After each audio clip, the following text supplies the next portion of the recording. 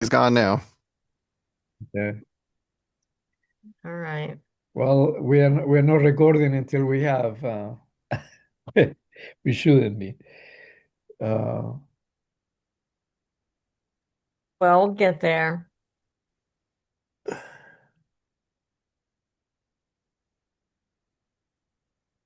This is not such a punctual group wow. Yeah. in general. So Ray, I suppose Ray can give us the updates, right? From that Gina wanted to do. Yeah. Ray, this is Joy, by the way. Ray will be on in a minute. He had a little difficulties. He froze, and I guess he's coming back on. Okay. Hi, Joy. Thanks for doing our recording and our minutes. Sure. Okay. If Ray wants to stay off camera, sometimes that helps.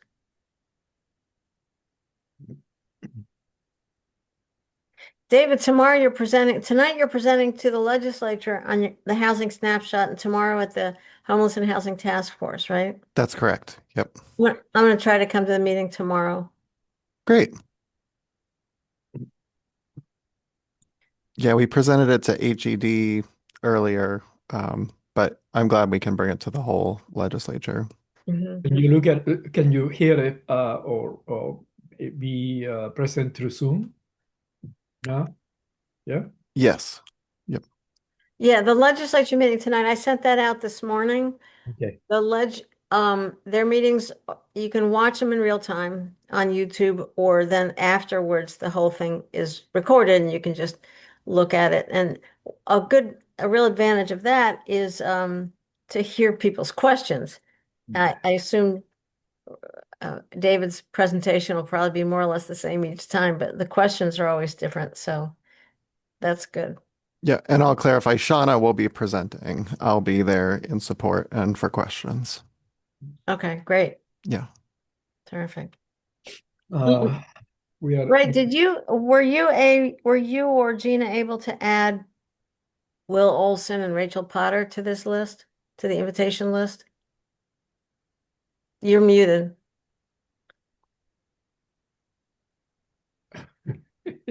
he's muted. That's a function of Cassie would have to do that to add them to groups. And I haven't, Leonardo, have they been appointed at all to this group? I've not. Who is that? David? Will Olson and Uh, Rachel Potter. We voted on Rachel last I meeting. think will need to be is will need to be appointed as well, you think? Will, you had my notes say that you, and we don't have last month's. No, he already had the conversation with him, so he will be coming to the Okay. meetings. But I'm not sure. Will he need to be appointed as well? I can. Well, I mean, the I'm going to ask. Ray, you know that or not? No, I'm not aware of any appointments that were made by the town board. So Yes, I'm not. what's her name? Potter. She was appointed by the by the board in the last meeting, our last meeting. Okay. So, but will be coming instead of Freeville Mayor Miles. Miles is not apparently is not able to come at that hour, so will it's called will be coming instead. So I don't well, know whether he needs to be appointed as well. Otherwise, I have Okay. to do it in the next meeting. Well, I would guess as long as we have an appointed seat for the mayor of Freeville, he would be able to designate someone to serve in his stead. So we probably don't need the town board to act on that. Okay. But Cassie needs to be made aware of these two people need to be added to the group. So if somebody can feed me the emails for them, I can contact or just contact Cassie directly. She usually picks up on these things through the Yeah, town because board she meetings. was in the meeting last time, so I thought that she was already Yeah. added to it. So Okay. will you do that, Leonardo? Yeah, I will take care of it. okay. So I know that Christina is going to be a few minutes late, she said. So and the mayor, Mike, I don't know whether Mike is here. And I told Leonardo I before that don't think. that Ryan McHugh had a friend who's coming off of life support today, so he's not able to join us today, Okay. unfortunately. So this may be us, right? The whole Yeah, this is the whole- well, Yep. might be, sometimes a few minutes late. Yeah. And Christina will be a few minutes late. So why don't we jump? We start the meeting and we approve the minutes when they are here. And so since we have you and you have to leave early, Ray, will you give us the updates that Gina says she was going to do? So is that for Hillside Acres and the ZAG? Is that Yeah. okay? Yeah, Hillside Acres, I don't have any more information on the co-op group. It's just what we kind of heard last time. No, the Hillside Acre, no. That is Shack. Is the an update on the Route 13 feasibility study, or which means Oh, okay, yeah, so the Route and the 13 Hanshaw feasibility, Village, the Hanshaw Yep.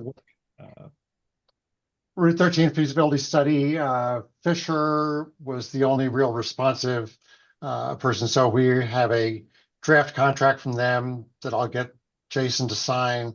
I've told them that they should do a kickoff meeting within the first month here. So we can either assemble a subcommittee or have them come to the first of the March Affordable Housing Committee. So whatever the pleasure of the board here is, we can set that meeting up. So they should be ready, they should be under contract within a week and ready to work by the end of the month. Okay. So yeah, let's decide what we want to do. We want them here. We want them to meet with a couple of us and to go through the process. First off, who's owner on the screen here? Oh, that's Craig Anderson. I admitted him just a few minutes Oh, ago. okay. And Yep. then it looks like maybe Mike Murphy is joining. I think that's great news that Fisher was responsive. You were able to figure out a scope of work that worked. Is that Mhm. what you're saying, Ray? Yep. Fantastic. That's terrific. Whatever can get things moving. I mean, Yeah. a subcommittee of this group is going to be a really small group. So I Yeah. think we just let you work with them and maybe come for the March meeting, to meet with us. Okay. I think that will be best way to go. So that'll be March 3rd, correct? Yeah, it will be. So do we have anything else that would, that's already taken up a lot of that agenda? Not that I know. March, I don't have anything new in the agenda for March. So Okay, so let's plan on them being on the agenda for the March 3rd, and that will be a chance for us to discuss scope of the work and have a discussion of any of their questions and any of our questions. okay, good. Great. So the other one is the sewer water, work at Hanshaw Village.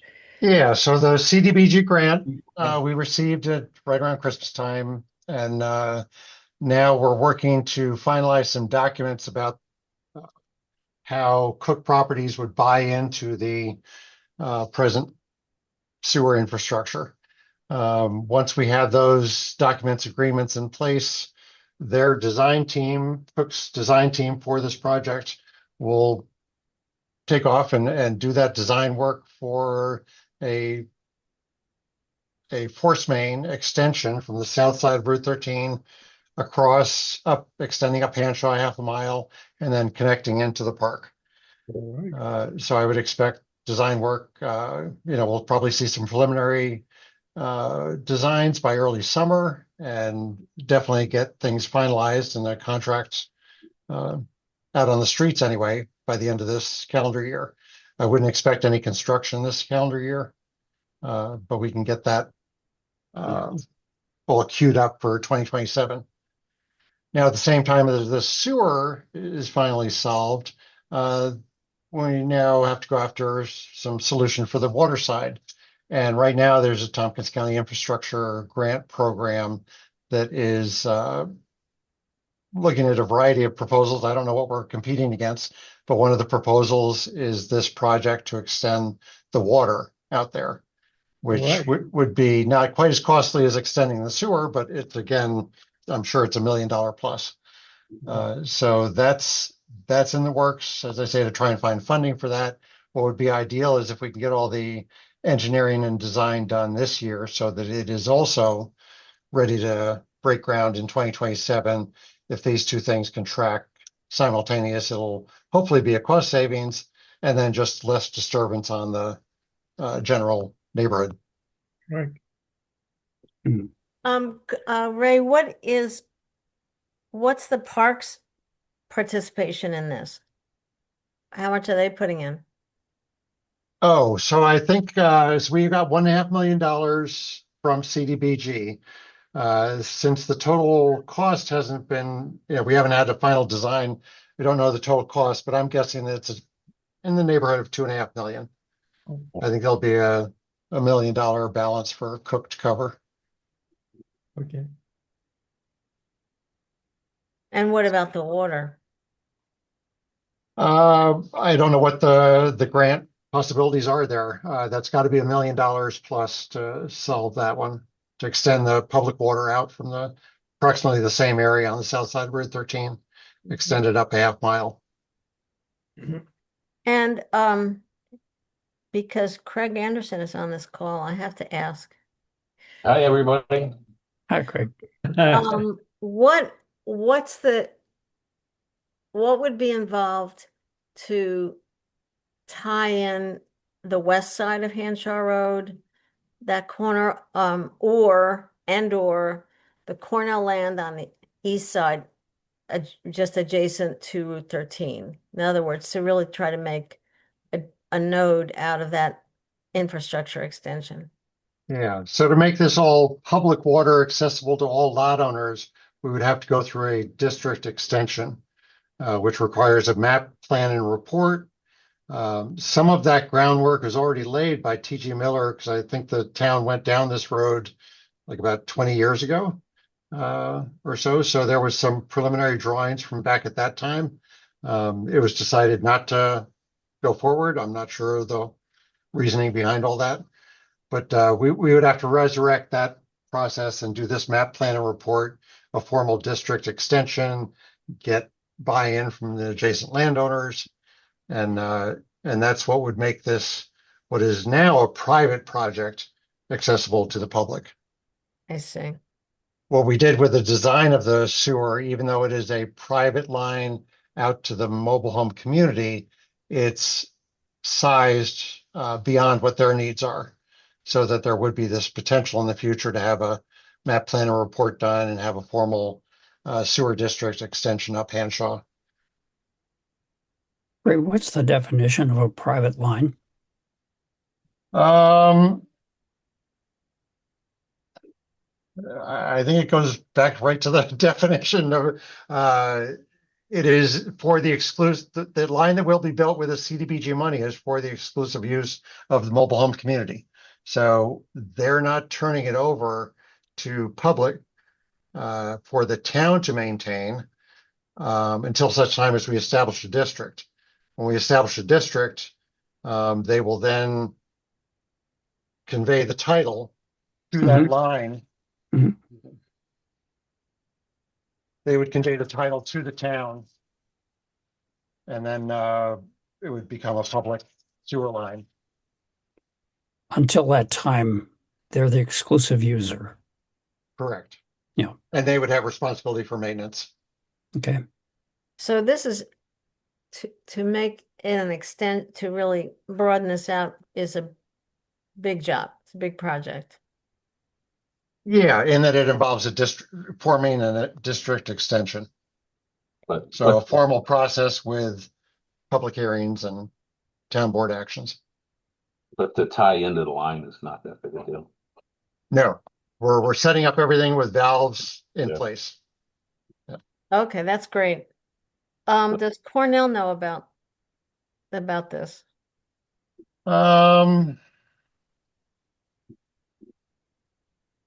Yeah, I'm not 100% sure. I will make 100% sure.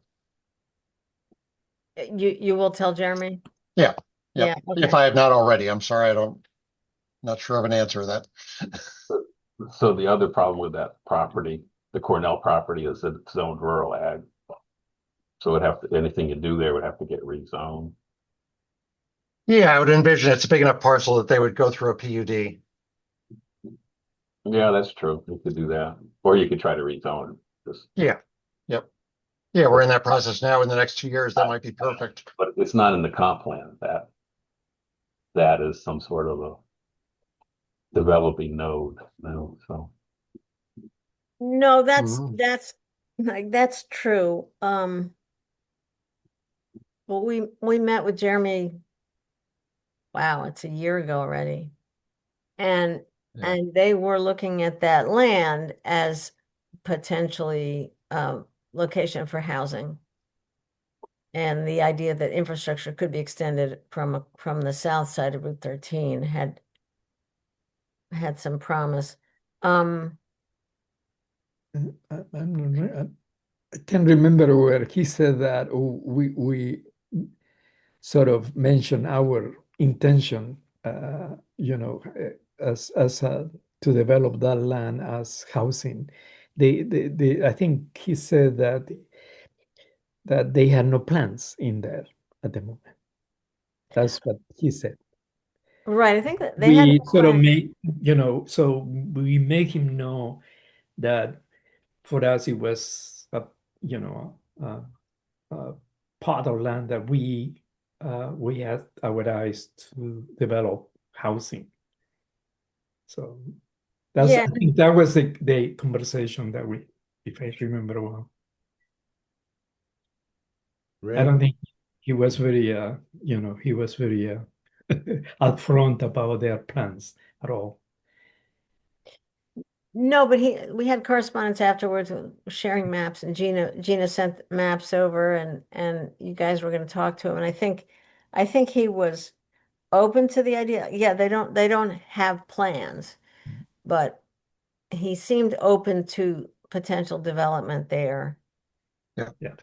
And I think the key part is that if they had plans for Cornell's functions to expand out there, like they say have at East Hill Plaza by Game Farm Road, that's where he would say, no, we're planning to use it for, a new computer science building or whatever, or baseball fields. Mhm. It sounds like they don't actually have plans in the future. It's pretty far away from Central Campus, so Mhm. I can imagine it would not be a high priority for them for campus functions. So that was kind of the idea.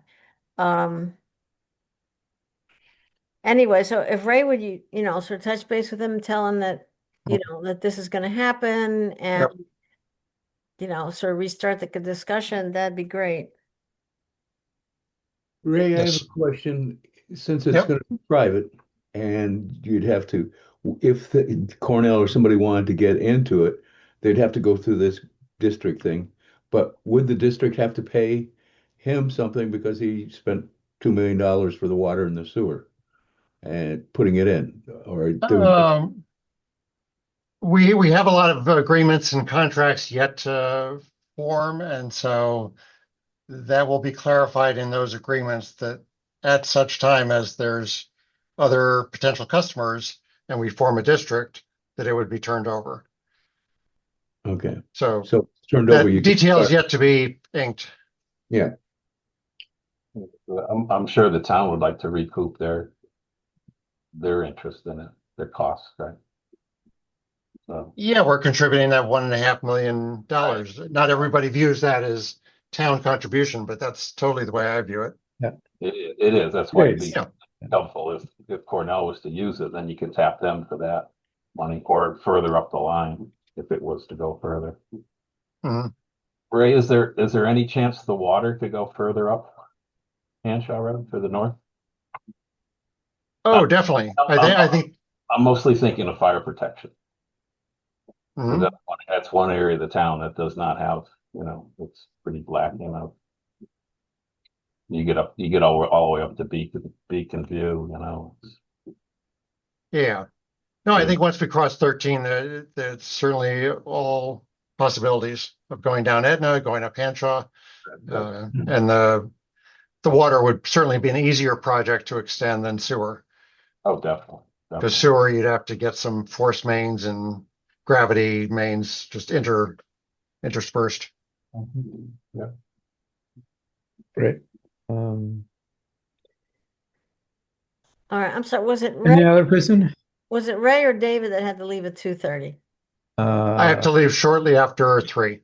Dave, Okay. need to go. Yeah. Yeah. 2:30 for me. So the other updates. Let's continue with the updates. Jack wanted to talk a little bit about the Hillside Acres and the SAG group. If we have any news. Well, as far as the Zoning Advisory Committee is concerned, they're meeting on Thursday night. There's been a sort of a quiet period, and that's all going to turn around rather rapidly, and there'll be, I think, pretty aggressive action on Section 5 of the code, getting into uses. And I think we're going to move much faster. We've been focused on definitions, and those have been important but slow. So I have nothing more to say about that. I will at our next meeting, because we will have had a ZAG meeting. Regarding Hillside Acres, there's several of us, David and Martha and myself, or perhaps Ray as well, might have information on this, but my own sense is that a lot of progress has been made, discovery kind of progress, in learning what interest rates will be for. We're talking about they are trying to raise in the neighborhood of $10 million to finance a buyout purchase. And thanks to David's help with HRC at the state level, they've identified in the neighborhood, I think, of $5 million. And then David has also opened some channels with several local banks, and those have been very helpful, but not necessarily the final financial opportunities. And ROC itself, Rock USA, is available to help with the financing, but at a fairly steep interest rate. So there's a lot of shopping going on right now and learning. I just had lunch with a gentleman who lives in Hillside Acres, and he was talking about a state program which I've never heard of, and I have that piece of paper I wrote this down on. Anyway, he thought that there might be yet other sources of state funding to tap into, and I'll probably communicate with David on those and see if you have a sense for them. I'm sorry I can't remember it at the moment, but there's a meeting tomorrow night at the Varna Community Center where the principals, the steering committee, will be discussing these questions and what their other options are. Are there some hybrid options that have been overlooked? What are they going to do if they're going to do something about the 6% pad rent increase versus 3%? There's just agreement on that amongst the residents as to whether it, excuse me, how that would play with the Ray family and whether it would sort of get in the way. And there's some still legal issues of whether people can complain individually versus collectively with the state. I'm actually a little confused on that myself. I think Martha and David may know but all in all, I think the big picture right now is that we're still, we probably have 70 or 80 days on the clock, on the calendar, before an offer is made, if it's going to be made. And people, I believe, are working very hard to gather information and on legal information, possibly hiring legal counsel, which I think they need. The uh, and the other items I've mentioned. Martha, you want to add something? Yeah, the meeting tomorrow night, I believe they are voting. They're on a really tight timeline and they're going to actually vote. And I think they need 51% of the people who show up Mm, tomorrow night mm. to vote in favor of forming a cooperative. They can, after tomorrow night's meeting, assuming they get that 51%, they can sign up people afterwards too. It doesn't have to be whoever comes tomorrow night are the only people who can join. I think the real sticking point is the money and having to borrow. I think is it 4 or 5 million, David, from HCR? It's 5 from HCR, and then by the time you incorporate everything else, it's about 6 from Yeah. someone else. So 5 is like at 1% interest, I think. So that's great. But the 6%, if the 6% that or 6 million that they have to borrow is at market rate, then they're really concerned that the price per family is just going to be prohibitive. So David's been really working hard to find other sources, met with Anna Kellis's office. Um, it's I really they've put so much work into this.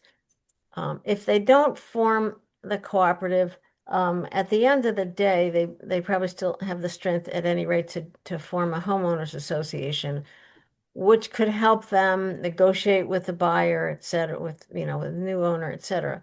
So it wouldn't be effort completely lost, but it certainly is an opportunity that it'd be really a shame if they can't pull it together. Mm. Was there anything else, David, before you have to run? Yeah, just process wise, what you said was exactly right. They're voting tonight on creating the corporation, and then they would vote, assuming that goes positively on Friday, they would vote to appoint their leadership of the corporation. That's really a first step for so many things because they can't sign a deal with Rock until they are an entity that can sign. They can't sign up with HCR for the 5 million until they're something that exists. So that's really a watershed moment for them. And then the next steps after that are pursuing the technical assessment of the park's infrastructure and what needs to be fixed in the next 5 years. And they have worked with INHS to submit a $40,000 pre-development grant application to HCR, which, we prepped HCR ahead of time. So I think it's very likely that they'll get that money just on the state's timeline. Yeah, David, you've been great on this. And INHS has really stepped in to help. Yeah, David, that's great. what do you have a guess as to, like, I guess Jim Ray approached INHS before some time ago to would they be interested in buying it? And he was asking, I think you said he was asking for 30 million. I don't think it was that high. I think it might have been around 20. And then the last time it was listed, I know it was listed for 12, and then he got this offer for 10.75. So do you think if this doesn't work as a co-op, do you think INHS might reconsider it and buy it? Is that I don't know. I mean, I don't think that they've 100% said no, but what they've said so far is that they really aren't at a point with Compass that they bought in Trumansburg, that they feel like they have the capacity to take on another one. And also that this one is kind of in good enough shape that they don't have as much value to add. Let's see. You know, Mm-hmm. David, the name of that state authority is the New York State Dormitory Authority. no, Homes and Community Renewal. All right, I knew about that, but this gentleman at lunch Oh, insisted yeah. that there was yet another Yes. source. So I'm just putting it out. Okay, Wow. DASNY. Yeah, they do a lot of weird things that aren't connected to dormitories. So let's connect after. I actually have to jump because I'm now late for my other Thanks so meeting. much. Yeah, It's been terrific. Thank you. thanks, Ross. Thank you. Yeah, DASNY does a lot of lending. That's if they could do a lower than market rate loan, that'd be really great. Who's the guy who you met with? Well, there were actually two of them. Let's see, Michael, hold on a minute. That's okay. Okay. It will come to me, but not readily. Ray, did you say you needed to leave at 2:30 as well? No, I'm on until 3, probably Oh, 3:10. Okay. And so the dormitory authority could lend something at lower than market rate. David also has been in touch with Tioga State Bank, which could loan them money, but again, I think it's market rate. We had 2 meetings with Alternatives Federal Credit Union. They're not big enough to do a $6 million loan to any one entity, but they could do 2. But again, it would have to be market rate. So, the numbers are tough. And then I think I saw somewhere, was this Chuck, was this your email last time? There's been so many emails where somebody was estimating that they may have actually been paying sort of too low a pad rent for a period of time and be therefore unrealistic about the real costs. Did you see that? I have seen that. And this has to do with the justification for going from 3 to 6% pad rate increase. And the infrastructure redevelopment and improvement in Varna has been significant. We've all witnessed that. Ray, you've been probably intimately involved in that. It's possible that the justification for Jim Ray to be asking for 6% at the present time is, as you just thought about out loud, Martha, is that in fact, in recent years, pad rents have been too low. And all of a sudden, if it's the case that the real cost of that sewer and water that's now available to the park is significantly higher and was in the past, plus the repairs that have been done and the tree removal and other things would make a justification for 6% rather than the 3%. But I don't know that without a lot more help on this inside information that we'll ever know whether the park was underpaying its water and sewer bills. That's a hard one to establish. It may objectively be the case, but if you have to sign a non-disclosure agreement in order to get that information, it's going to be slow forthcoming. Yeah, I thought I saw that conversation relative to the cost for them to become members of a cooperative. That once you have to bundle all the, realistic costs, when they say it's going to double people's rent, Yep. that may not be, that may be justifiable from some financial point of view, but really, really, really hard for residents to take. So it'll be interesting to see how the vote comes out tonight. Is it tonight or tomorrow night? Maybe it's tomorrow night. I know the meeting is tomorrow night, but Okay. David seemed to say tonight, so maybe there's two steps I'm a little, involved. yeah. I think there might be two meetings, but I'm a little confused, but they're really working very hard and very well organized. A question, And- the trailer park you're talking about, is that the one that's going to get the water Yeah, that? I know. No. No, There's two separate. One is on Hanshaw Road, Yeah. Mike, and the other one is in the middle of Verna, Because Hillside I Acres. assumed it was going to go up because all that water and sewer that Yeah. cost to bring. Reasonable. So it's a Yeah. different one.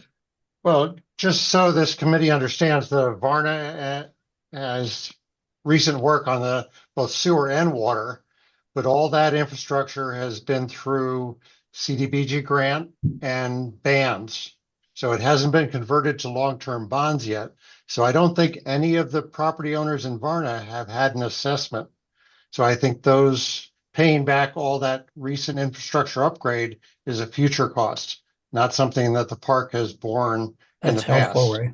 Yeah. Really helpful. Now, there may be internal infrastructure that they had to invest in order to tie into this new infrastructure, but at least external to the park, I think all that is a bill yet to come. There were significant water leaks that went on for 2 years to the tune of almost $50,000 to repair. And it may the increased pad rents may be a reflection of that. Okay.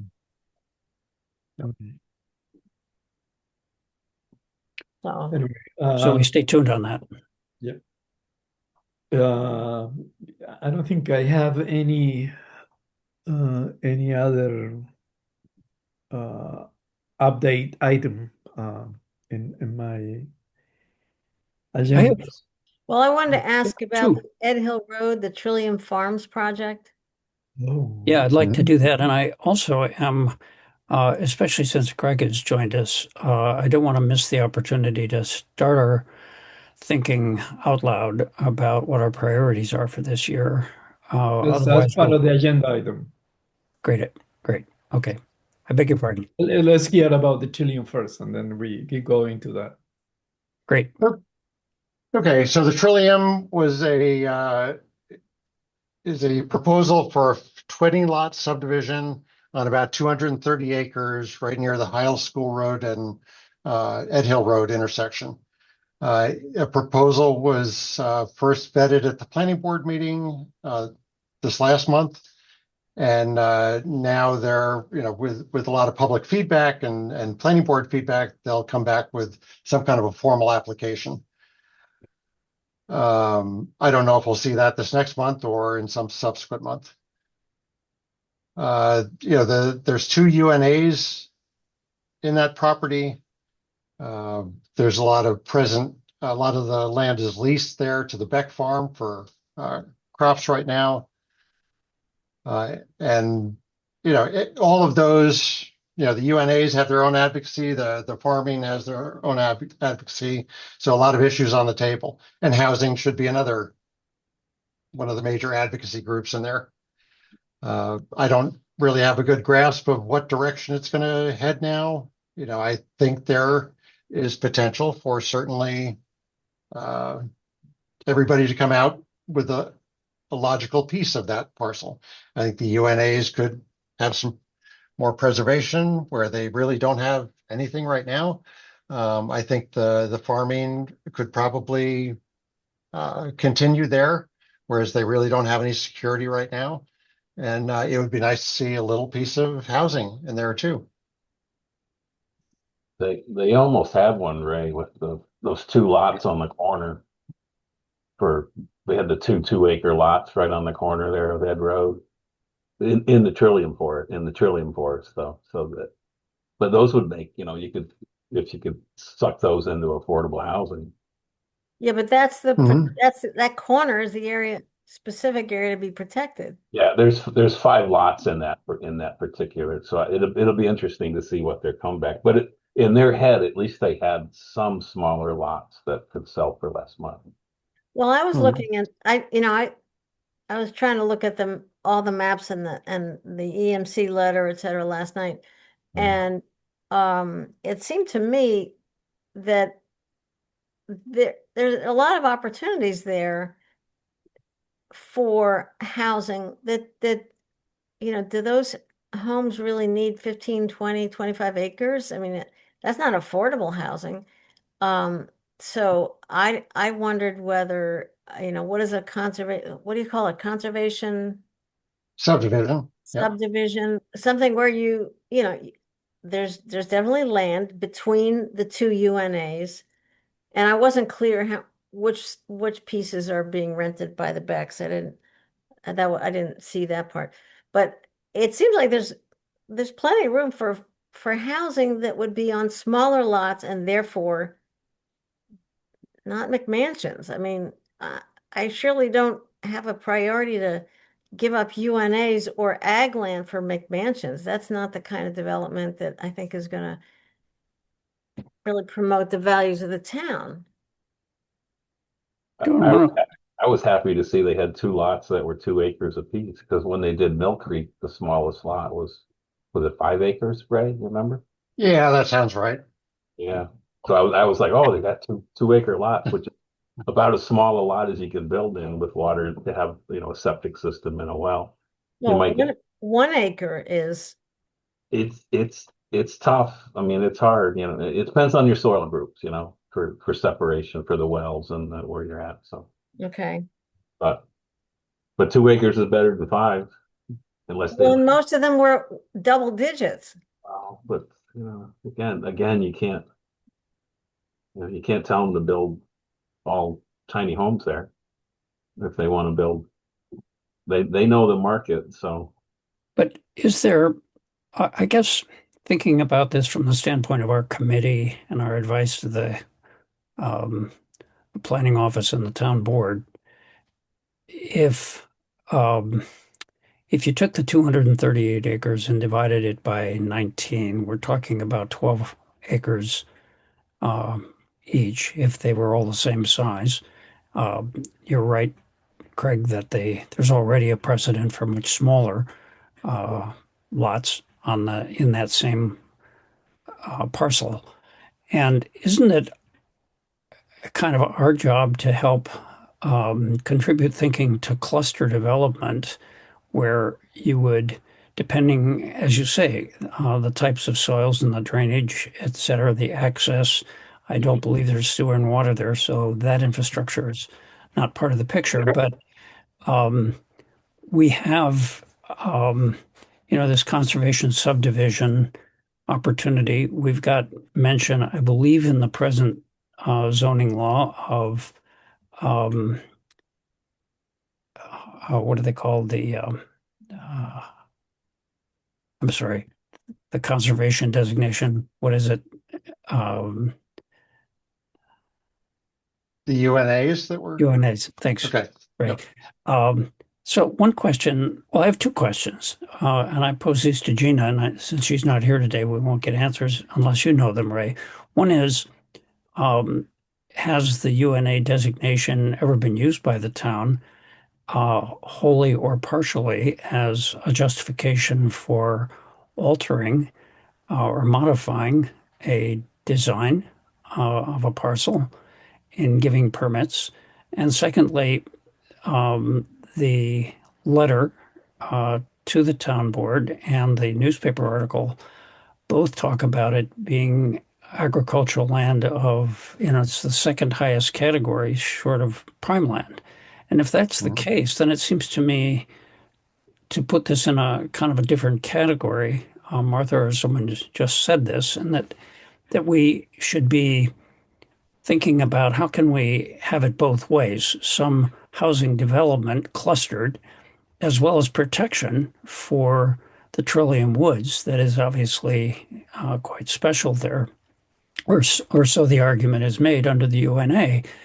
And so, this is not going to be resolved for a couple of months, and we have time to think about it. But it seems to me that our job is to try to get the developer interested in smaller lots with conservation easements or access to a larger conservation domain, which in fact would make it valuable, aesthetically beautiful, and ecologically smart.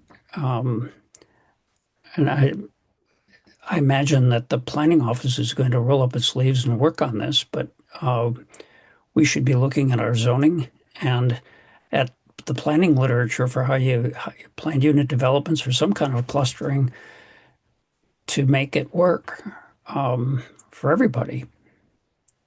Ray, what would a conservation subdivision look like there? Like, Well, I don't have the real, the data in front of me that would say where the most logical residential development would be.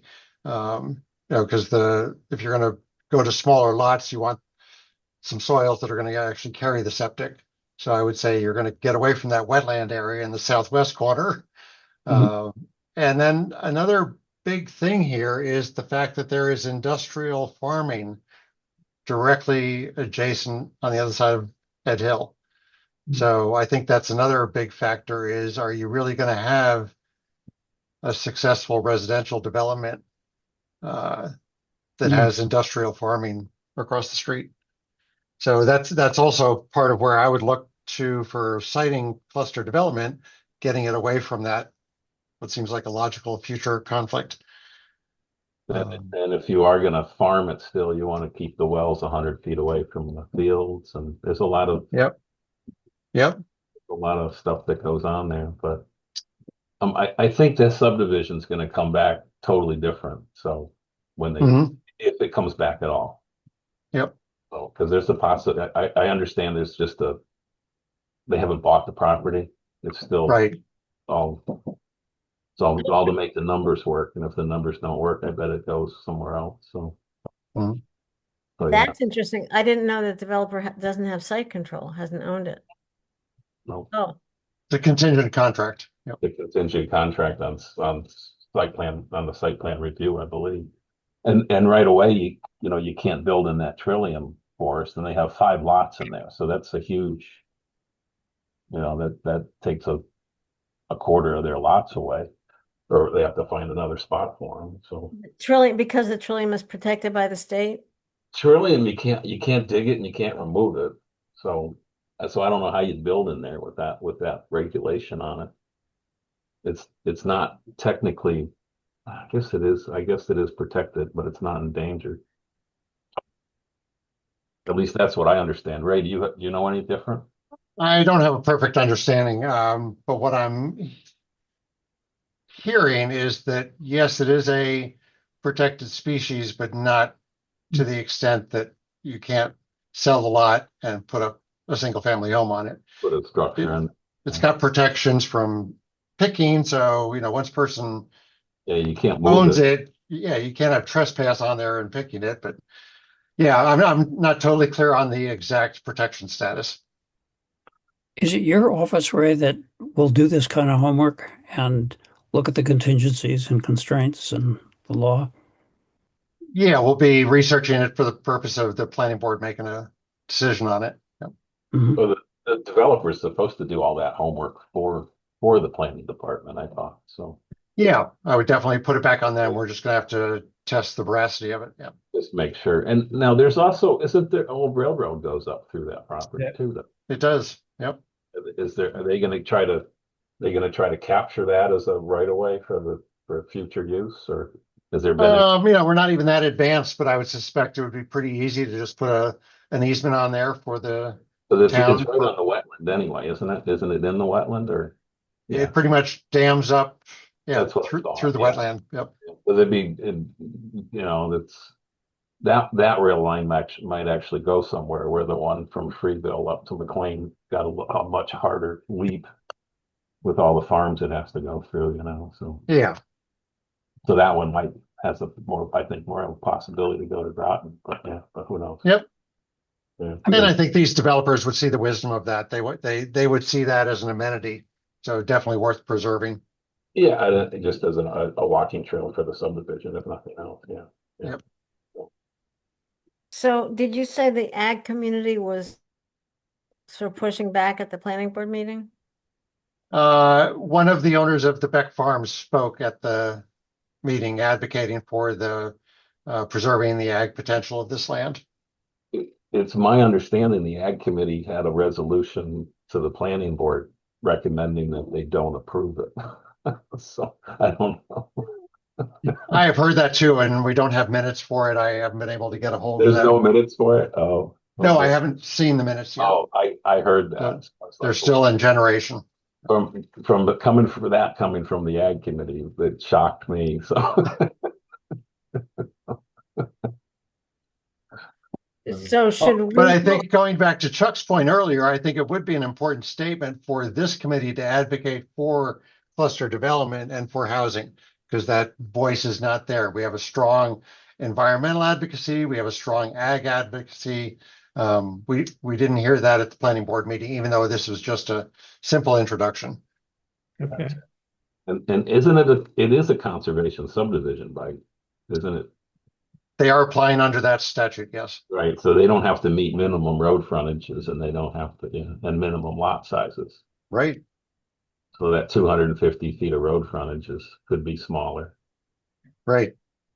So it is really ideal tool for this. So if you could find the right soils, you could put houses on 1 acre or, a smaller than 2 acres if you could find the right soils. So that would, the soil maps would come in handy to find where the subjects could be more favorable. I imagine that's a lot of gravel over there, so. So I was gonna Okay. ask, should we make a motion right now? Is that timely and we just put it into the record for the planning board's consideration? Well, I think at earliest a formal application would come in before the February planning board meeting. So, waiting for a formal application and then submitting something formally to the planning board would be an appropriate step. But it probably wouldn't hurt to put at least an indication of supported housing so that the developer can see that. Or you could recommend that you want to see the plan before the planning board acts on it. So get it passed around a little bit. Because you're concerned there's not enough housing on it, affordable. So yeah, that might be a way to phrase a resolution. Okay, so we're trying to write something on the fly? Let's do it. I would just, why don't you just tell Tony you want the chair of the planning board that you want to take a look at it, because they can kick it down the road and they can recommend it to go to conservation and ag and housing. All right. I think that would be good too. Yeah, I'm already going to execute that step, so I don't think we need to bother. As soon as I get an application in, this committee will see it. You can see it. Thank So, you. yeah. So I don't, let's put our voice behind the true advocacy of housing and get it in early. It can be very general right now. And then once you get an application to look at, then you can really dig into details and suggestions. And Right, and Ray, I would really, really support having a special meeting when you get that plan, because, part of our mantra is not to slow things down. So I wouldn't want to necessarily impose extra time constraints, but in other words, I would be happy to have us have a one-hour meeting or something when you get the plan back. So so what's a motion look like?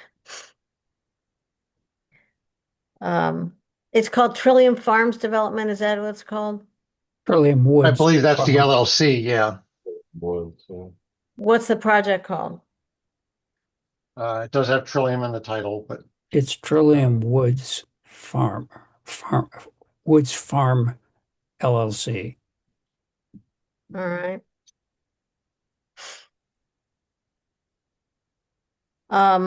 So I guess I would say something like, and Joy, you can pull decent English out of this. Yep. That regarding the Trillium Woods Farm proposal for housing, this committee supports creative use of the land in the town of Dryden. However,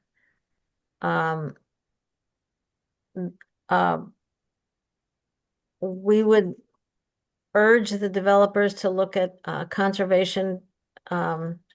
What's the form? What's the A cluster subdivision, cluster that's a very subdivision? common term. The cluster subdivision proposal to protect as much land as possible while providing housing at the lowest possible cost. Mhm. I'd only add, and on small parcels and at the lowest possible cost. It's implicit in cluster. Right. Mhm. I think Cluster. the gist of that is great, and Joy will handle that. So Ray, thank you. If we can look at that, and I would agree with Martha that if it requires a special meeting, Leonardo, if you're in agreement, if that comes along, we don't want to miss, if it did start to move quickly, let's try to get some action on this before the February planning meeting. That's at the end of the month, is it not? Yeah, the fourth Thursday. Yeah. Okay, good. Joy, do you want to read back what you've got, or can we kind of vote Well- on formal language by email? Yeah, and Lauren will still be doing the minutes for this, so Joy is not, she just stepped in to start the meeting. So Lauren will actually be capturing what was said. Okay. And then we could, it says my internet is stable. I'm going off camera to make it easier. So we can say, we can vote by email on the actual language. Would that be helpful? Or simply vote, and then you can always make a correction if needed in the minutes.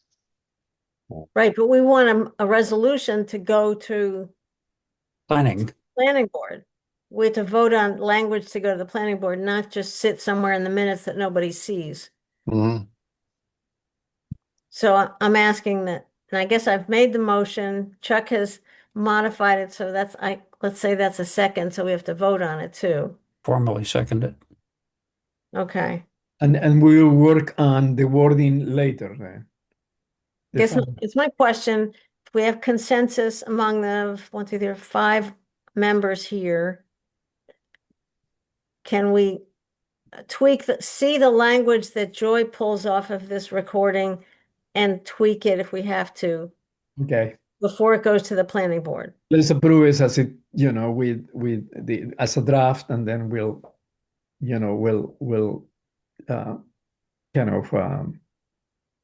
kind of submit it later, I guess. Okay, so the idea is being cluster development on small parcels to use the land as efficiently as possible. Protect critical environmental assets and agricultural land. Does that cover it? I think it does.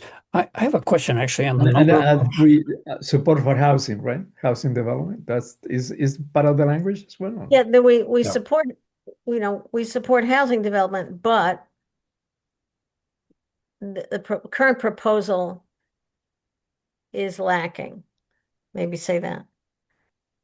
Do we know how many housing units were proposed in the letter from the developer? He has a 20 lot subdivision originally sketched out. One Okay, of those lots to be donated to the Wetlands Trust. So 19. first one is 19. Yep. And then the 2 lots that Craig mentioned on the corner, are those part of the 19? Or is that in addition to? I'm assuming that was 2 of the 5 lots that are within Trillium Woods, UNA. Yeah, if you go to, you can see this best actually on the town website with the Map. EMC's letter. The EMC's letter, the last page or two have drawings that you can see. Okay. Okay. It's a little confusing, but you can see that the corner, the northeast corner of the whole chunk of land is the Trillium Woods, and that's been carved up into 5 housing units.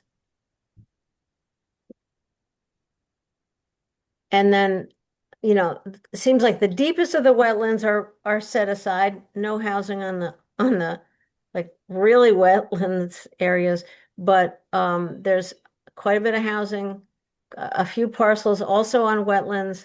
And again, I wasn't sure where the ag functions are, but Well, the submitted sketch from the developer is one of their 3 sketches, overlays the subdivision onto an aerial photo. So there you can see the ag fields because they show up as the non-forest and striped. And okay. there's one Right. pre-existing home in there too, isn't there? Yeah, there's an existing home right in the center and a couple of them on the periphery.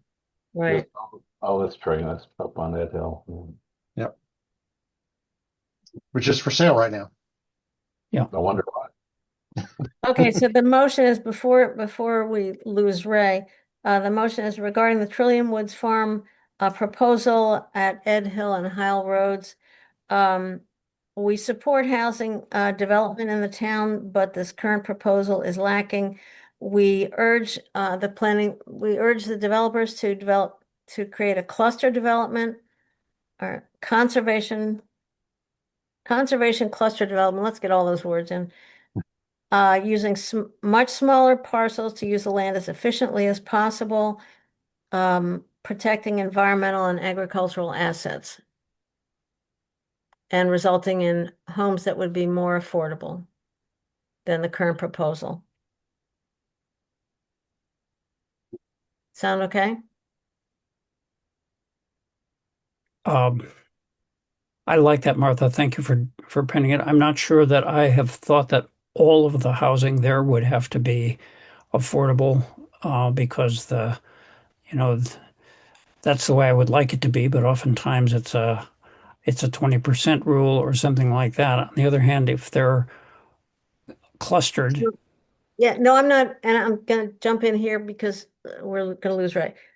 Affordable doesn't mean, like, technically affordable is something that's like 80% of AMI. This is not, in no universe is this going to be affordable housing on 1 or 2 acre lots. Okay, it's just more affordable.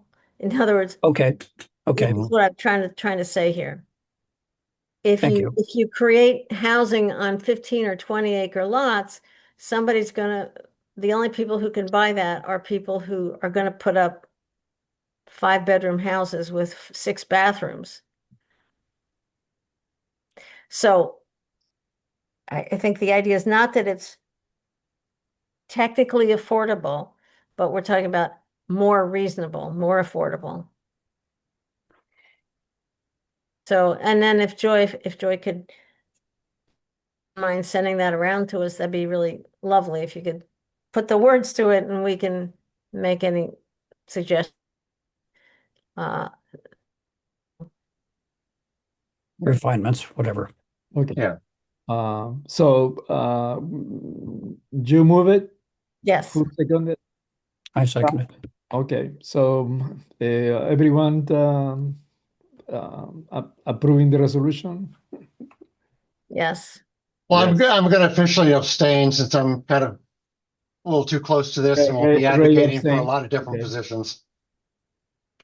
Reasonable. Good. Is 4 enough, Leonardo? 4 votes enough? Yeah, we have it. Okay. Okay. We do have them, Christina, did you vote? Yes. Oh, great. Terrific. So we have a little bit less than half an hour to go into brainstorm priorities for this year. I think when Chuck, suggested this conversation, he was particularly interested in actionable kind of priorities rather than just simply, statements of, that they don't have an immediate action to do that. So I know Shaq had a few ideas, but is open to anyone who want to start this. I assume that because we're talking about a year, it won't be a large number of priorities, but rather focusing on things that we think we can actually work on this year and be successful at it. Yes, Chuck. Thank you, Leonardo. I just learned today that the state actually has a really well-funded housing plan, a 5-year housing plan. I think it's got $85 million in it. The county has a strategic housing plan vision, and so it seems appropriate that we should try to tag into that in some way or fashion, or at least not be inconsistent, if only for funding reasons. That there's good reason to do parallel thinking and align ourselves. That said, because Craig is here today,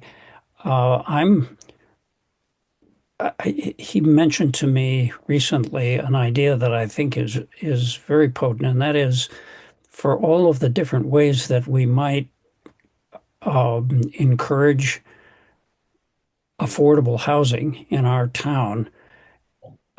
Craig said to me, why don't we try to get it into the zoning ordinance that's being revised right now, and in more than one way. And that strikes me as really brilliant, and will make our life a lot easier as we move along.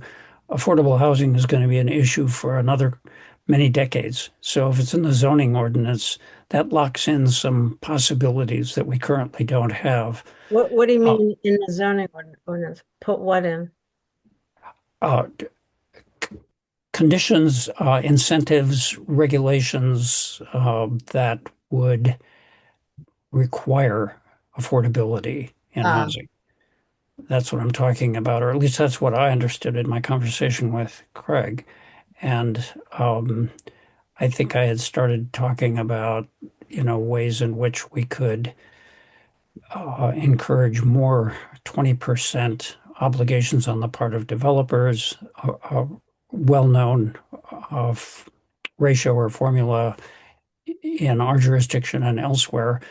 And then Craig actually picked that up and ran with it in some, why don't we require that or put it in different parts of our zoning ordinance? And I wish I was more sophisticated and articulate about our zoning code. I'm learning as the ZAG moves along, but Craig has got a lot of experience, and some of the rest of you on the committee may as well. So that's why I wanted Craig to come today. Yeah, Chuck and I had a good conversation. So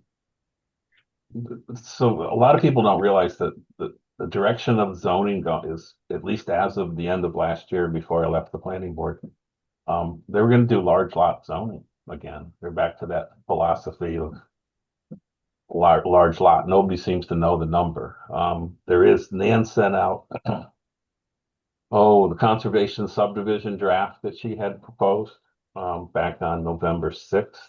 I don't know if anybody saw that. I did. And there's hints in there. There's one in Article 4, number 5. It says any house lot less than 5 acres does not qualify as a contributor to open space. So there's a hint of where she's going with zoning. So if 5 acre lot isn't big enough to put a house on, what is 7? So you're getting into this exclusionary zoning if we're going to do large lot zoning. And so I'm like, there's going to be some challenges with this. I can see that already. If this is the case for exclusionary zoning, then you could make, you could say, okay, you're gonna have let's just say 7 acre zoning, and let's take a minor subdivision is 4 lots. So you can say, okay, so you're gonna have 4 lots, you're gonna have 28 acres, 7 acres. You could say, okay, one of those lots you could divide into 2 for affordable housing. So you're mandating, it's like an incentivize the zoning law where that restriction is. So there's ways to tweak the zoning law. Another one is to minimize the road frontage. Currently, we're at 250 feet, which is it's a lot. And then you could say, okay, if you subdivide it, if you put 2 lots, two smaller lots on it, you could get by with 125 feet. So there's ways to incentivize it. You'd have to do it now and let the planning board know that this is the direction you might want to go. It's in the comprehensive plan to allow this Please kind of. stop it. Oh, So. sorry. Well, I don't know who's that. Who was that? I'm sorry. That was my dog. I'm sorry. But I mean, those are some of the ways you can incentivize zoning and try to keep it in the zoning law so it's clear. So a developer comes in and says, yeah, well, I want to do the majority of what we do is a minor subdivision, 4 lots or less.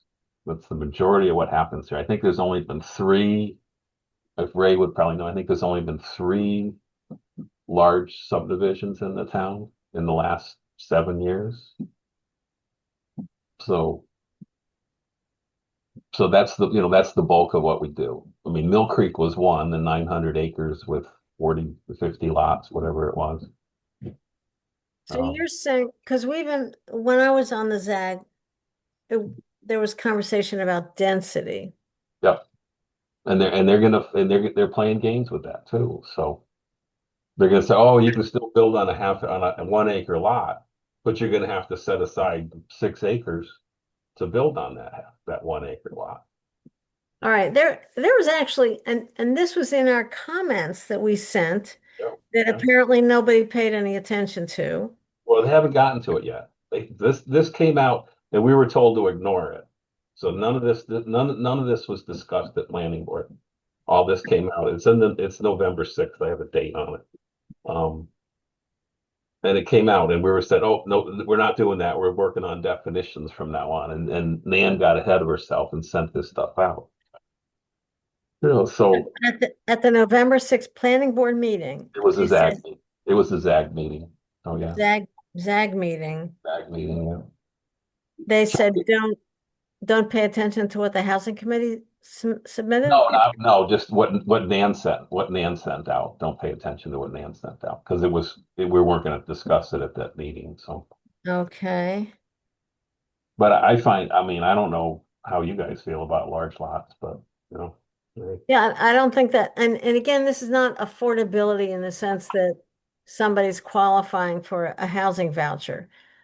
We're talking about, and I think when we see David West's and Shauna's housing snapshot, I think the huge gap in the county's market is middle income housing. It's affordable, yes, technically affordable, but that really requires public subsidy. What the private market can do is what we're talking is if you reduce the road frontage, if you reduce the size of the parcels, then you can make it more accessible. It's middle income, not high income. So that's why one way to do it is if you tell the developer, you put it right in the zoning law and say, yeah, you're going to have to, if you're going to carve up a 4-lot subdivision, to incentivize it, you can take one of those lots that was going to be 7 acres and divide it into 2. Yeah, Mazel, so 3.5 acres. That's still or smaller. It could be smaller. It could be 2. You could say allow us whatever the septic system you could put in. But you incentivize it. So the developer's not going to lose any money this way. And they'll be able to sell a lot for less money. But the way it is now, you're going to force everybody to buy a 7-acre lot in Dryden. There's nothing affordable about that. That's exclusionary zoning, So I don't think it'll go anywhere. But this is the paperwork that showed up in November that we're supposed to review. So is that something we can see? Yeah, Chuck, you got it, right? I did. Yeah. Yeah. And it may have been a meeting I missed, but I got the document, Yeah. and I think that we will be revisiting it. Um, Yeah, and no work was done on it, so yeah. so this is timely insofar as if we are thinking uh, catching up with Nan or even getting ahead of her, we can make sure to flag these things when they Yeah. come up. Well, then I would put down as a very concrete, very urgent goal for this year, if we're talking about 2026, is to meaningfully weigh in on the zoning process that's going on right now. And, it's important to have a representative there. And as the person who was there for a while on the ZAG, it's really hard to educate yourself on all these things and to weigh in on the conversation. I mean, Chuck, I'm really, really happy that you're doing it, but I found it really difficult because I don't have the background. So I would put, that we need to track as a goal, track the zoning rewrite and weigh in substantively in support of our goals. That's for 2026. But like for the next meeting, Chuck, could you send us all that document and maybe we take a look at it ourselves, Sure. proactively make some comments? It's the subdivision law. So the other proposal they're doing is thinking of doing is all subdivisions in the town, even a single lot would have to follow the conservation subdivision guidelines. Which is that's where this, she says a 5 acre lot would not be large enough to meet that criteria. So you're again, where are we going here? Where are we going for this? So, but it should be no matter what direction it should go, you can incentivize zoning to make small lots, and it doesn't matter what size the subdivision. And that's why with the Trillium Woods, I said, well, it was nice to see 2 acre lots there, because that means they're going to sell those lots they'll be the least expensive lots in that subdivision. And it may not be affordable to some people, but it'll be more affordable than the 20 acre lot. So, and before when in Mill Creek, the smallest lot, I do believe it was 5 acres was the smallest lot they had. So I don't know if you know lot prices right now are 30 to 50,000 in Dryden.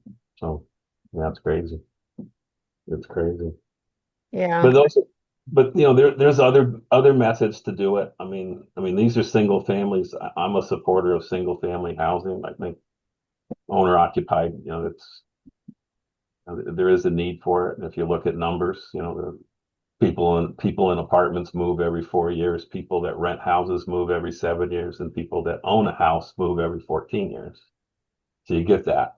You get Right. that family that moves into a small house and will stay here. Maybe they'll move up. It's not as transient a population as you would find in the apartments. But how you accomplish that, it's a tough one. Tiny homes is another one to go with. Well, there are apartment buildings, all around the town. I mean, Hanshaw Road, Lower Creek Road. There are ways to do rentals. And I mean, I think I think our comprehensive plan talks about diversity in housing. It does.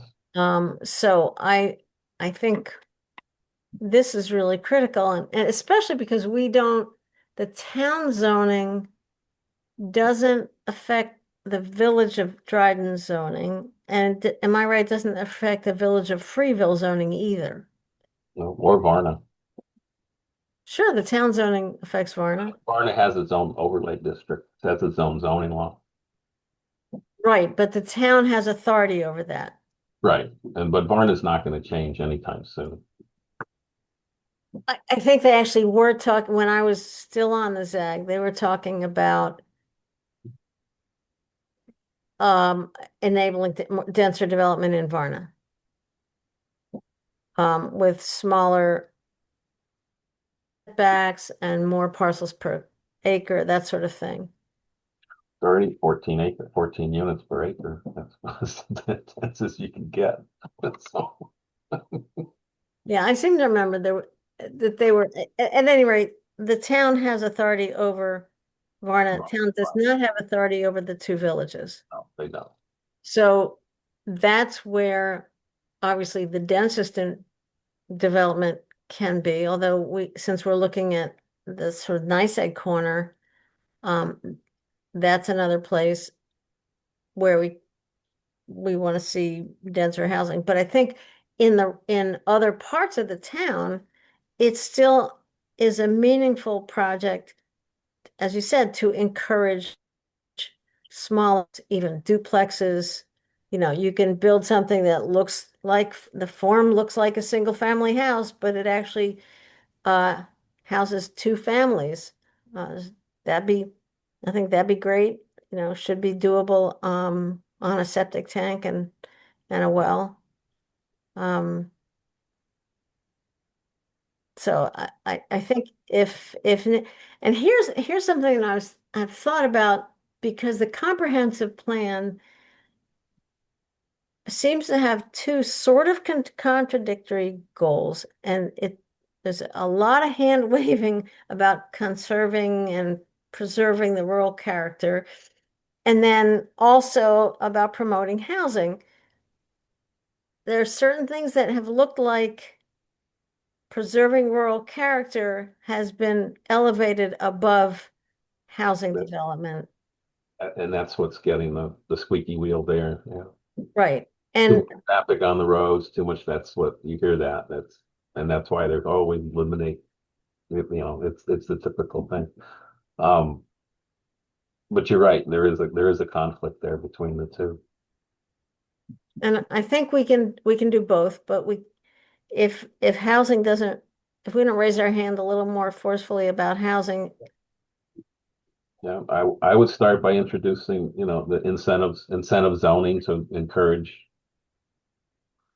some higher density lots, even though they don't conform with whatever the new zoning law is going to be. Let them be, like you said, if you can build on a 1 acre lot that's got good soils, go for it.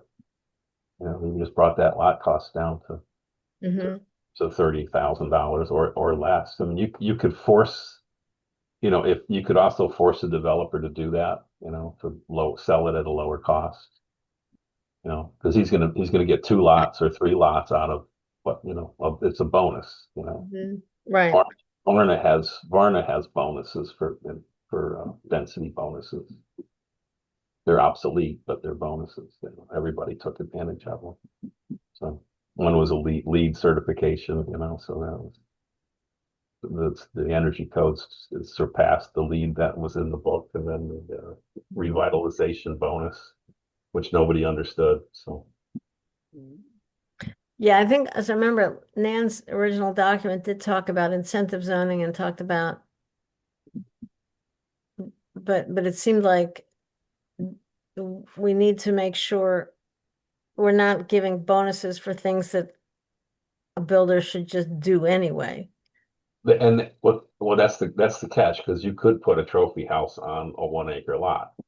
So you could have a 1 acre lot and a $600,000 house. And what's the point of that? You might as well put it on that 5 acre lot or 7 acre lot.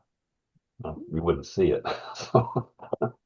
But yeah, so somehow you got to weave in, if you allow the incentive to build on a smaller lot, you got to weave in the plan, what size you're going to do and what's your target market.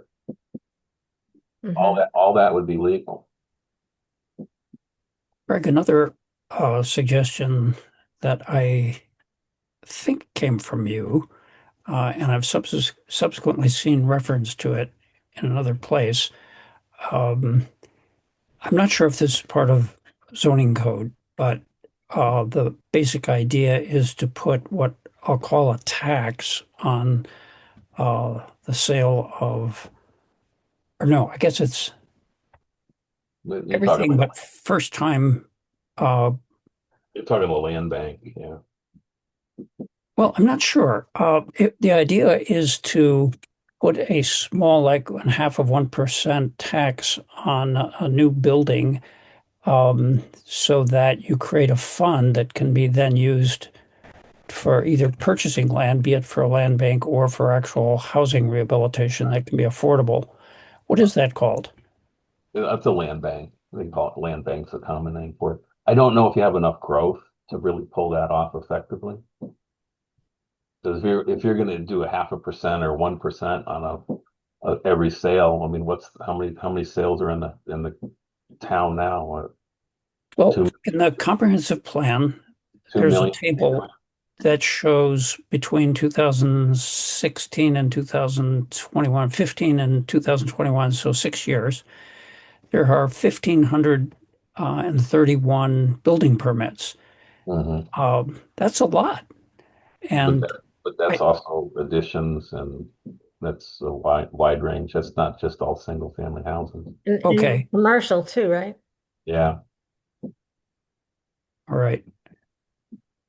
So, Well, but I hear what you're saying, but you could try that. I mean, they're hard to get started and they take a long time to develop enough money to do anything with. But I mean, I I lived mean, in it. the worry there is that you've made it more expensive to build housing. Well, I lived in an area where they had land bank. You pay 2% on all property sales, and first time home buyers were exempt from the first 175,000. So that really wasn't affecting the first time home buyer. It got real political where the money went, so, and they would buy up land. They had a housing fund as part of it. So they would get developers to give property out. They would auction off the property. They wouldn't auction it off. They'd sell the property at market, not market rate, less than market rate, but it would be on a lottery basis, so. Mhm. So there's ways to do it. I don't think Dryden's big enough to pull that off. You don't have the growth. And the trouble we talked about that we also don't have low cost land. We don't have a lot of like land that's going to foreclosure, that sort of thing. We don't have, We don't. yeah. And that's where if you could get the developers that, develop a couple. So let's say you are at 7 acres to build a house. You want to divide it into 4 lots. So then if the developers, okay, as an incentive, we're going to let you build 3 lots on that 1 7-acre tract, whatever, whatever fits to incentivize that smaller market. And they might say, well, I can't build anything for that price. You say, well, that's fine. We'll find somebody that'll buy that lot for you for X. That 7-acre lot's going to sell on the market for 70 grand, let's say. And you say, okay, well, we'll find 3 buyers for it at, what would that be, $23,000 a piece, so. Mhm. So he's not losing any money. Right. It's the same. They might drag their feet for other reasons, but that shouldn't be one of them. They may not. A lot of people, it's tough to make money on a starter home. Your profit margin's almost nothing. Right. And the cost of land is fixed. And what you put on it is only is where you can make any profit. And that's why they go to bigger and bigger houses. The markup's more. But I do think if you incentivize it, it would help. It would help a lot of people. It's not going to help. It's not going to help it'll help the workforce housing people. They'll be able to say, oh, instead of paying $2,300 for this 2-bedroom apartment, I could actually save up for a deposit and buy a $3,000 or $300,000 house on a 1-acre lot. It's sad to say, but that's true. And that would be a small house, Yeah. No. Well, Chuck, you can send us around Nan's document, and then maybe we can look at that next month, and then have some comments. I really appreciate this, Craig, to bring this to our attention. There's one other thing in that document that caught me off guard too. Was she has a term called what is it? She's got mobile home park, I don't have it in front of me. And then she's got a cottage community. The cottage, and they're both supposed to be on water and sewer to be allowed. And to me, I look at those as both the same buildings, both the same. But she had the cottage community could be on 3 acres of land, could be on 3,000 square feet. One cottage could be on a 3,000 square foot lot. And then the mobile home facility had to have 12 acres of land. They had to be on 7,000 foot lots, had to have paved roads, and the trailers had the manufactured house had to be perpendicular to the main road. So so all of a sudden they had all these restrictions on basically the same structures, and I'm like, what's the difference? If you can allow it, allow it. Who cares if it's a manufactured home or a stick built home? So, but I thought that was interesting. I'm like, what? Okay. Yeah, I'll be looking for that very much as I was like, and it's got to be paved roads. I'm like, whoa. Well, the cost of a cottage, like the ones that what's his name developing Freeville, for example, and the cost of the mobile home, park house is absolutely different. That's why they are making the difference. I don't buy it. I don't buy it. You mean, I don't buy it. No. you mean Bruno Schickel's homes? Yes. The cottage community, in my view, refers to that particular way of doing housing. So I think the cottage, she's talking like a pocket neighborhood, pocket park, so. Freeville is an example. Right? Yeah. But you could build those as a modular, so they could come in. You could do a 24 by 40 with a porch on it that Right. all goes on a center green. The septic system's all in the middle of the green, and they'll have a community well, and it has a community parking lot. Accessible parking on the 2 buildings that are on the parking lot. Build them out, and you could have 10 of them. And why can't they be? They could be all manufactured and roll them in, put them on a slab, bolt them down. Why can't those be on a 3,000 foot lot? It's really interesting how language can be used, and I think Yeah. you really have to really dig into this stuff. Yeah, I would if it was around, I was going to push back on that. I'm saying because you discriminate against a trailer, then, right? Yes, that's what it is. Yeah, Right. not my backyard for sure. Right? Yeah. Yeah. But I definitely would do incentive zoning. That I think that's and try to incentivize it where you can get some smaller lots. And it would even work now, So, but give it a whirl. Craig, you want to join the housing? No, but I'll stop in once in a while. All right. appreciate it. I'm done with boards and committees, and so yeah, like trying to take some time off, enjoy the world. All right. Thank you for dropping in today, Greg. Oh, Really you're welcome. nice. It's good to see everybody. Yeah. But yeah, no, let's try to keep it going. We're doing good, but like Chuck said, when I had coffee with Chuck, he's like, I think like 3 years ago, we said, what do you want to do? And I said, focus on 3 things, something quick, something in the middle, and something 10 years out, because it gets overwhelming, Yeah. You get a lot of wheels moving, and it's hard to say, where do we stop and where do we jump off? And it is. But that. And don't give up on the town hall property. So, because that's going to be housing one day. So, I don't know. Is it ever going to be ball fields? there'll never be ball fields. Never be ball fields. Never be ball field. Can't afford to put a ball field there. $1 million a ball field, really? I think so. Huh? Yeah. Yeah. It's too bad because if they sold that property, Leonardo, if you sold that property, Evergreen bought the property behind the Pine Market for like $160,000, Oh, wow. 10 acres of land. Okay. And you could probably get that for that 10 acres behind the town hall. You could probably get 160, maybe 200 for it. And I told Ray about this. There was a house for sale across from the police barracks on Dryden Road. Uh-huh. See that? Anybody notice that? It was on the market back in the fall for $160,000. 50 acres of land out back. Wow. It had a house and an old barn. And you could have chopped that house off of it, sold it to somebody for 30 grand to fix up. It had 200 feet of right away to go up to the back to the fields in the back, and you could have developed that into ball field. But Ray said he didn't have enough money to, at least he said, which is probably true.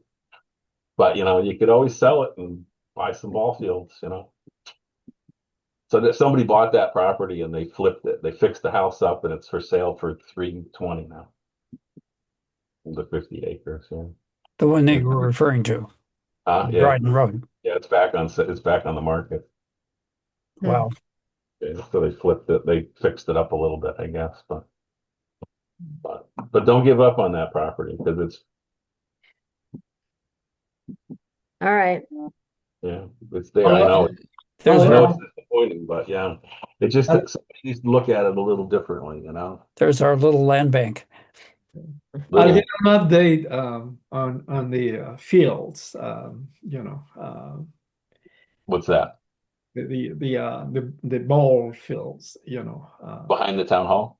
Yeah, behind town hall and see what. It never happened. Never happened. Well, yeah, but It never happened. I don't know what is going on either. It takes too much money. Have the consultants come up with a design? Oh yeah, look, yeah. Oh, it's terrible. It was terrible. You didn't see the designs for that? No. No, we haven't. No. It looked like some kids, the high school kids, took out their Sharpie. So once it's out, it was terrible. Yeah, Wow. they were. But it's too bad that Ray is not here, but because Oh, we yeah. have asked what is going on with that now. I think it's just been tabled because there's no money to build anything. So. Well, it's we haven't heard anything in the in the town board. Yeah, There is no updates for that anymore. on that. Yeah. Well, you're still on the hook to get Cornelius up to Lee Road. Yeah. So Anyway, I don't know where that's going either, but yeah. But yeah, good. But zoning, yeah, definitely keep an eye on zoning because things are going to move pretty quick. I think this spring with that. All right, well, let's talk about that next month. I wanted to mention that the Park Grove 10 acres in the village. I did hear back from Tim Crilly, and as of right around Christmas, he said they had no concept yet. They don't have a plan yet. So It's a terrible time to build right now. So yeah, as you know, yeah, it's just interest rates and prices are right. it's hard. But that's still, I think it's good to just stay in touch and see when Oh, they. that's good. That is good. And I don't know what's going on with Rocco. What's he doing? I sent him, there was something for there was a grant opportunity for clean energy, and I sent it to him and he jumped on it. So I don't know. And Mike is involved in a different conversation. So I don't know where they are right now. That even, yeah. Cool. All right, I've got to jump. Keep Thanks, up the good work. Joy. What? Keep up the good work. I'm gonna scoot. You too, Joy. Thanks for sending us the draft language, and we'll look at it and move it on out to the planning board. Appreciate that. yeah, thank you. Okay, sounds good. Thank you. Bye. Thank you all. Thanks, everybody.